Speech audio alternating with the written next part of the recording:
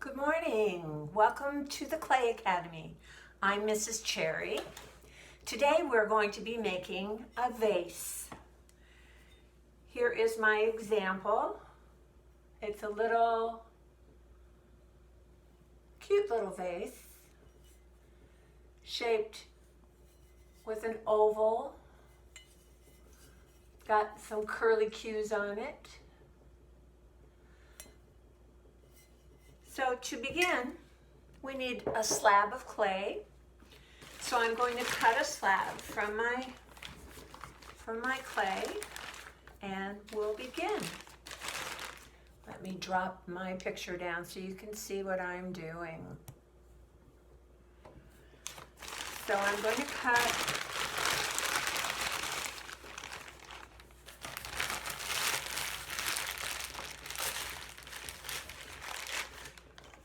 using my wire. I need, probably, I'm going to go for an inch on this. A little bit thicker slab this time. And slice that off.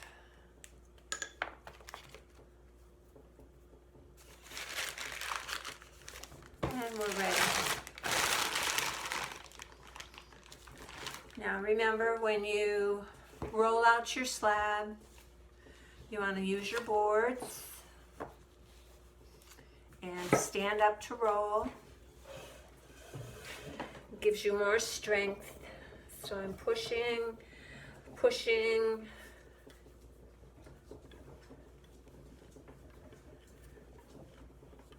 and I'm going to turn it over now so that it's going in the different direction. And I'm going to roll this side.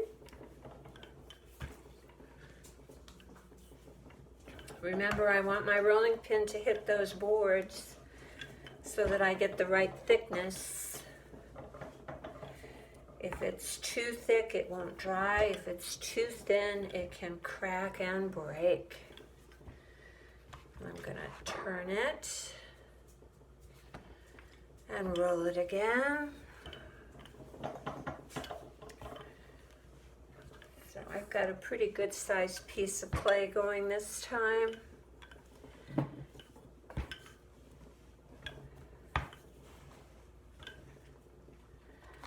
I'm going to roll it again because it's getting bigger. That's what I want. If your boards are too far apart, make sure that at least one side hits that one of the boards, and that will keep it the right thickness.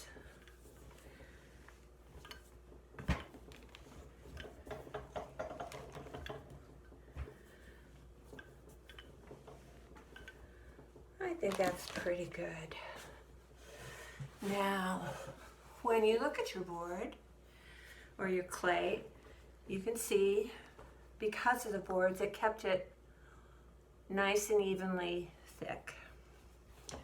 So I have to decide how big do I want this vase to be. This is a kind of a small one, and for our purposes today, we're going to make it as small as that one. So I need to cut out a rectangle. So I'm going to use my pin tool, or I could use a toothpick. Remember, toothpicks work really well if you don't have a pin tool. So I'm going to use my board so I can measure and get a nice cut. I think I'll go right over here and cut one side, and I'll cut right here for the other side. Now, if I wanted to, I could make it as tall as this. This is pretty tall, pretty nice sized vase. However, when you're working with something that tall, it's going to collapse on you. So I wouldn't go quite that tall. So I'm going to trim off a little bit on the bottom here. And a little bit up here. So now I have a nice sized rectangle. I think it's actually taller than this vase by a couple inches. Remember, your clay will shrink, so I shouldn't have any problem with that. Now I'm going to set it to the side and I'm going to roll out my second piece. Can I get another one out of this? Let's see. I think I can. So I'm going to roll a little bit more. I notice that this end is a little thicker. So I'm going to roll that. Remember, stand up to roll. Gives you more strength if you're standing and leaning into it. The leaning into it with your body. There we go. Now we've got two pieces that are going to be the same size. Almost. And I'm going to trim around that. Use the first one as a stencil and just cut around it.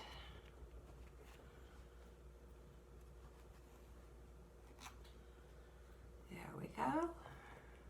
Extra clay. There we go.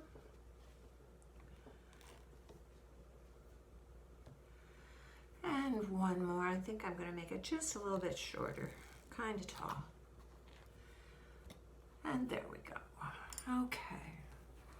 So I have my two pieces. I have one side that's a little bit, not quite as big, but once we get done with it, it won't really matter. Now I have to decide what kind of texture do I want on my piece. You'll notice this has little indentations that I created with a piece of seashell, one of my favorite little things it's from. And oh, this is a different kind of shell, but boy, that would make a neat textural pattern too. But the one that I use is from a little sea creature that is real interesting. If you don't have something like that, you can get a rubber, here we go, was hiding. You can get a rubber stamp at Marjan's. Remember, Marjan's is your local ceramic supply store. They're on 35th Avenue and Earl in Phoenix, and they have all sorts of good stuff for you to get. This little texture has leaves on it. So what I'm going to do is place it on my clay, and I'm gently going to roll. I want to roll enough that I get the texture on there. So I want to press and then pick it up, press it again, pick it up, and I've got one more little section here. Press it. And so if you can see, the texture has shown up on the clay. I'm going to do the same thing with the other piece.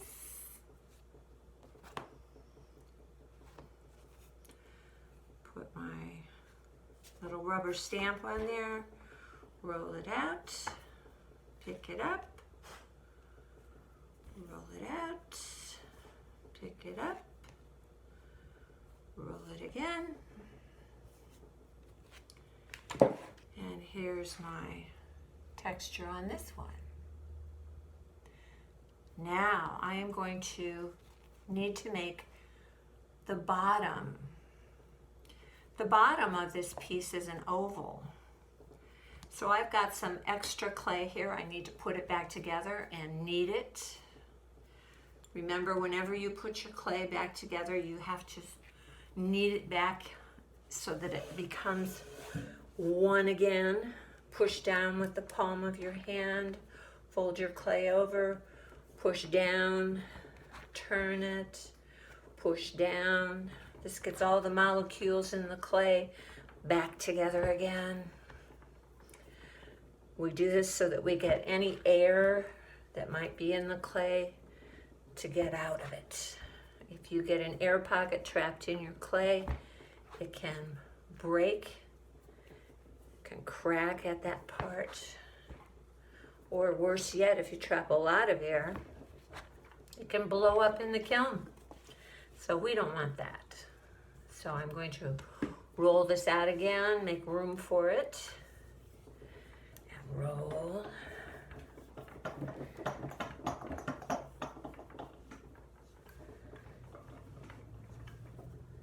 And pick it up, turn it sideways, and roll again. I want it to be the same thickness as my other pieces. So my rolling pin has got to hit those boards. Now, that looks pretty good. If I had trapped any air in there, it would show up as a blister on the clay. I did pretty good with my kneading. Now I need to measure how big that oval needs to be. So I am going to take my pin tool or my toothpick and just mark it on the clay. So I've made a little mark so I know how wide it needs to be. Now I'm going to start at that mark and I'm going to draw an oval shape, kind of a football shape. This will be the base for my piece. And set my scraps to the side. All right, so I've cut my oval.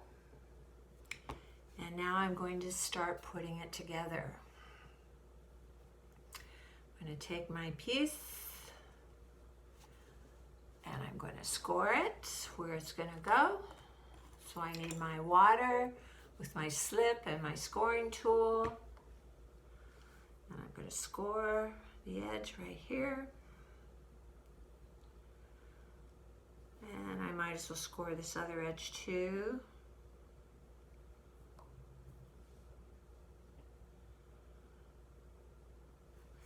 And then I want to score the edge where it's going to go.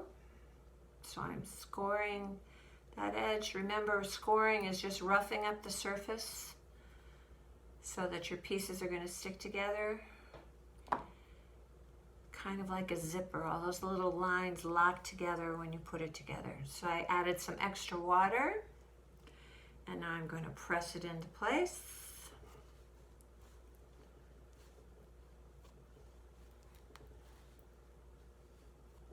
There's one side. You see that? Now I'm going to do the same thing with this one. I'm going to,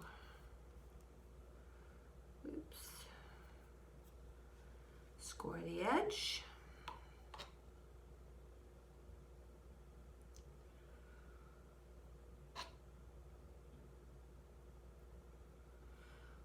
Put some slip on there. Remember, slip is made by adding water to a little bit of clay and creating mud.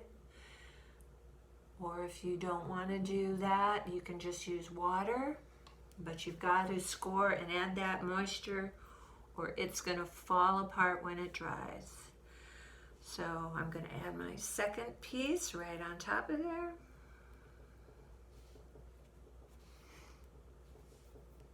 Right into that little groove. Now I need to put my sides together, so I'm going to score the inside edges on both pieces. Inside edge, inside edge,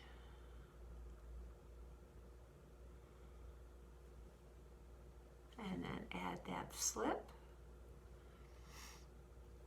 I like to put the slip on the scoring tool. Add that slip. And now I'm going to press that together to make a seam. Now I want to be careful that I don't collapse these walls. I want it to stay open.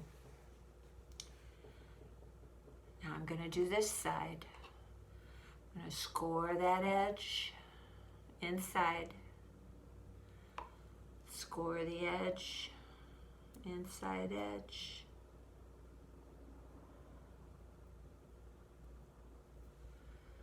And then add some extra slip. I can do that with my finger too. It's a little bit messier, but it works. And then I'm going to press those edges together. There we go. Now I'm just going to kind of pinch along the side. Make sure that's really nicely put together. Pinch along the side here.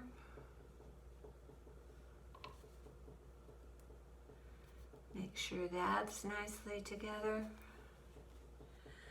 I'm going to put my hand inside and press along the edge because I see that it's a kind of caved at the bottom, so I'm going to smooth that. Turn it and do the same thing on the other side. Smooth that. That's looking pretty good. Now, because we cut these, we always want to smooth a cut edge. So I'm just running my fingers across that edge so that they're no longer sharp. Remember, sharp edges when it's wet are really sharp when it's dry. You can cut yourself. And glaze doesn't like to stick to a sharp edge. All right, so I've got that part. Now, if you want to make some little finials like I have on these, what you need to do for decoration, and because I have feathers in here on my texture, maybe I want to add a feather or two. I don't know. I'm going to take my extra clay and making sure that this is moist clay. I'm going to rock it in my hands. Rock it, turn it, rock it some more. And I'm going to add just a little bit of water to this, smooth out those edges. When you're rolling coils, if you keep your fingers open and rock to the outside edge, moving them slowly to the outside edge, you get a nice coil that is even and round. Now, this is a nice long coil, so I'm going to squeeze it in the middle. And I'm going to make these the same length. Pretty good. And now I'm going to wrap it. If your clay gets crackles when you do this, your clay is probably too dry, and get a new piece. And then I'm going to curl it. Whoops, that one broke. Curl it.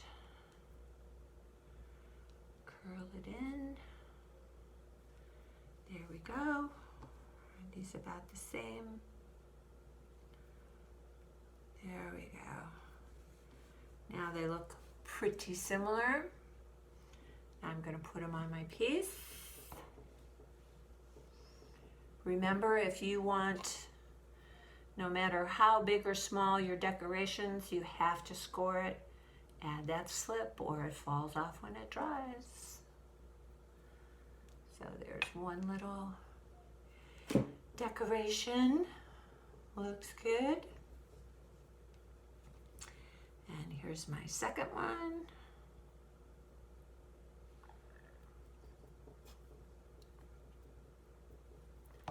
And press that on. Ooh, looks very nice. I like it. Now, don't forget to put your name on the bottom once you're all done. very carefully pick it up. Oh, I see a cut edge here. I need to smooth with my finger. And then I'm going to write my name. Use the dull part of your toothpick or a dull pencil and put your name on the bottom. You always want to sign your work. And you could put the date on there too if you wanted. So there's my name.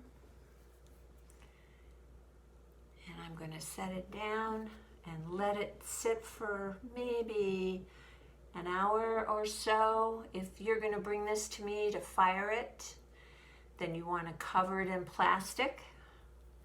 Don't let it dry out. And bring it to me. Contact me at kcherryartist@gmail.com and we can make arrangements for me to fire it for you. And have a wonderful day. Thank you so much for joining me again. We'll see you soon.